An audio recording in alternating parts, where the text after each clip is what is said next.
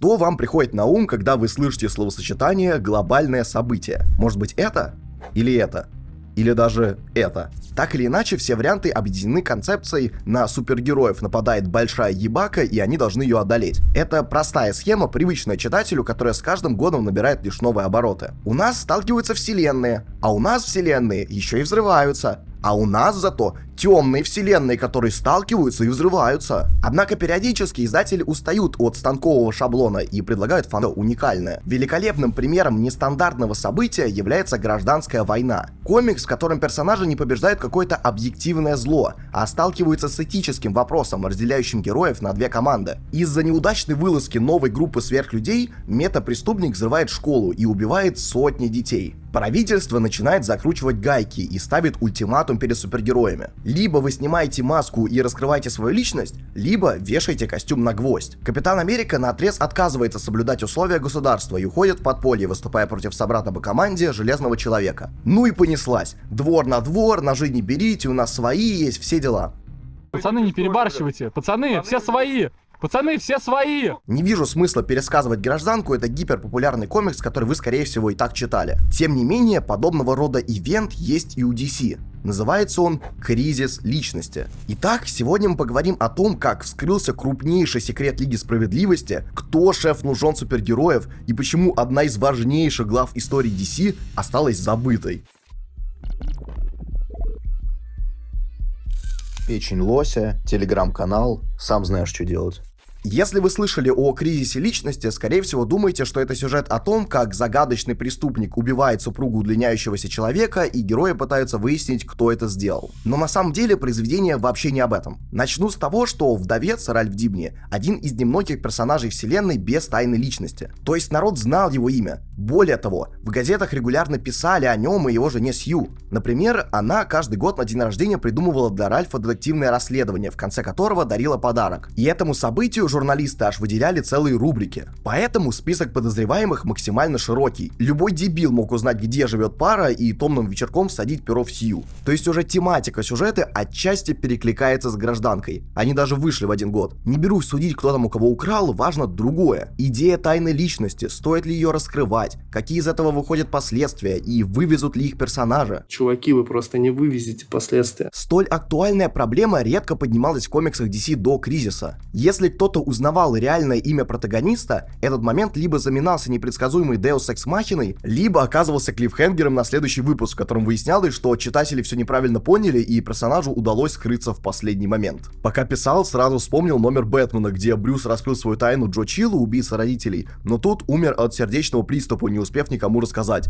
Это чтобы вы понимали, на каком уровне поднималась проблема двойной жизни. Однако, что еще более угарно, тема кризиса личности в комиксе «Кризис личности» отнюдь не главное. Ведь смертью Дибни все не ограничилось. Опасность нависла и над другими близкими героев. Лоис Лейн получила письмо с угрозами, на жену Атома совершилось покушение, а Бумеранг убил родственника одного из Робинов. Суперы пытались поймать злодея, но ни один из возможных подозреваемых не подходил на роль. Часть сидела в тюрьме, другая работала по заказу. Капитан Бумеранг, один из главных претендентов на роль маньяка, вообще умер посредине истории из-за собственной тупости. Посему единственным вероятным убийцей мог быть Доктор Свет, злодей, с которым связан ужасающий секрет Лиги. Дело в том, что несколько лет назад Сью Дибни отдыхала на сторожевой башне. Все герои участвовали в большой заварухе, и спутник был пуст. Этим решил воспользоваться Доктор Свет, чтобы забрать оружие и немножко подпортить базу команды. Однако, увидев одинокую жену супергероя, ему уже было не до своих планов. Когда Зеленая Стрела, Черная Канарейка, Хоукман, Атом, Затанна, Флэш и Зеленый Фонарь вернулись на спутник, Лайт насиловал Сью Дибни.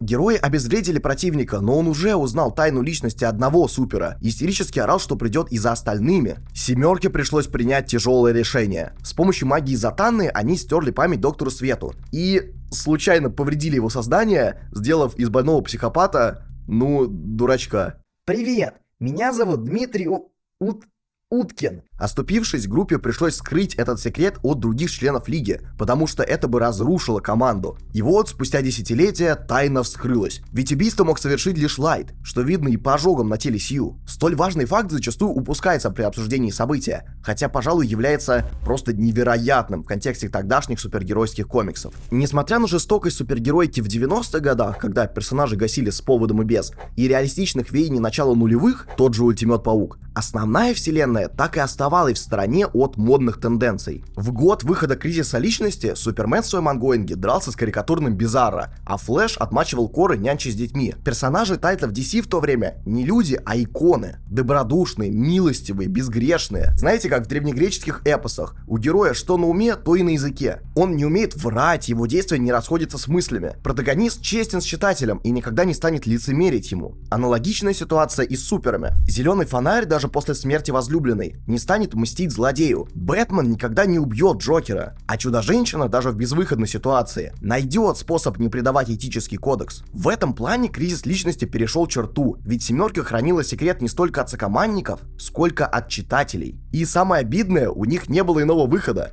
Не сотри супер и память Лайта, их родственники давно были бы мертвы, поэтому зритель просто не может осуждать героев. Грег Мельцер, сценарист комикса, поставил фанатов DC в тупик и заставил биться в истерических агониях. Люди писали редакторам, отказывались считать сюжет каноничным и покрывали глобалку трехэтажными слоями мата. Тем не менее, в течение года и другие тайтлы DC переняли идеи глобалки. Поразительным в этом плане является сюжет «Бесконечный кризис», в ходе которого один из близких Лиги Справедливости оказывается предателем, Чудо-женщина убивает его, и бывшие друзья начинают ненавидеть друг друга, ставя под сомнение весь путь команды. Уважаемые, блять, гопота, школьники и прочие, блять, уебаны тупорылые, запомните, вы говно, запомните. Однако первой пробой столь радикального и отчасти провокационного подхода к написанию супергеройских комиксов стал именно Кризис личности.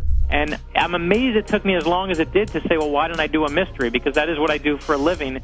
My own comic store owner, where I shop, I've shopped since I'm 13 years old.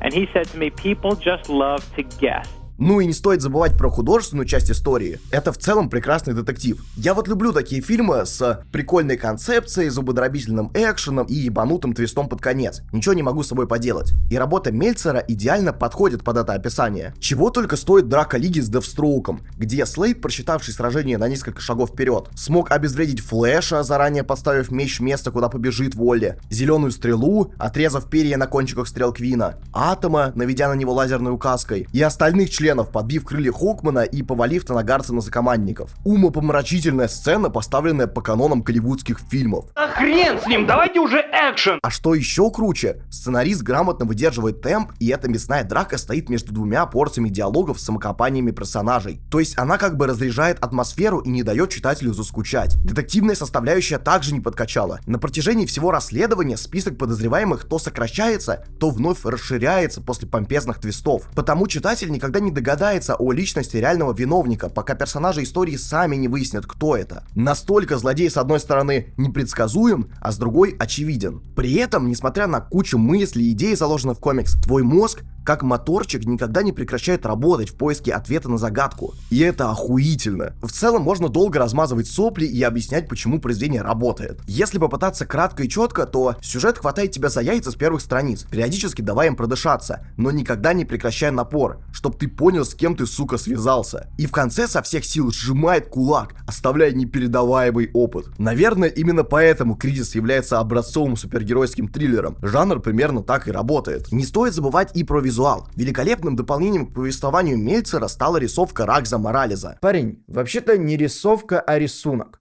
И я тупой ублюдок. Стиль художника, будем честны, слабо подходит под критерии традиционного рисунка. Его персонажи выглядят уебищно и едва ли похожи на знакомые читателям образы. Раскадровка тоже не выделяется уникальностью, а фоны под конец лимитки превращаются в мыльное дерьмо. Однако то, как иллюстратор поработал над эмоциями и физиономиями героев, оправдывает перечисленные косяки. Язык тела удлиняющегося человека после смерти жены, переходящий от ужаса, который даже не дает Ральфу удержать форму на похоронах, до животного животной ярости, сквозящей через монитор, говорит больше десятков текстовых баблов. Или же Кларк Кент, который благодаря очкам и гигантским кошачьим глазам кардинально отличается от величественного и непоколебимого Супермена. Действительно верится, что это разные люди, далекие друг от друга, как Венера от Юпитера. Добавим безумие Доктора Света, сожаление Зеленой Стрелы или истерию Тима Дрейка. Типа чувства воспринимаются не столько через текст, сколько через лица героев, их мимику, позы, жесты. Потрясающий уровень рисунка, ради которого стоило пожертвовать эстетичностью вместе с анатомией. Художникам в целом стоит их чаще нахуй посылать. Так почему же произведения забыли? Спросите меня вы. Как любит говорить бабки, первый блин всегда комом. Кризис личности опирался на фанатов издательства. Ведь рассказывал о не самых популярных персонажах и доставал из архивов старые детали лора DC. Но как раз таки эти радикальные изменения лора и характеров многих суперов настолько взбесили преданных читателей, что людям оказалось проще забыть глобалку, чем принять и понять ее. Для нормисов же и чуваков с улицы ивент казался слишком невзрачным и задротским, чтобы тратить на него время. На обложке ни одной битвы, начинается сюжет с диалога ноунеймов, а рисовка чересчур криповая и странная. Поэтому они комикс вообще не купили. А по итогу, хотя в момент выхода кризис личности и не был востребован, глобалка оставила гигантский след в истории DC. Что уж говорить, ее идеи перетекали из серии в серию на протяжении следующих 10 лет. А не это ли является величайшим достижением для творца? Хз,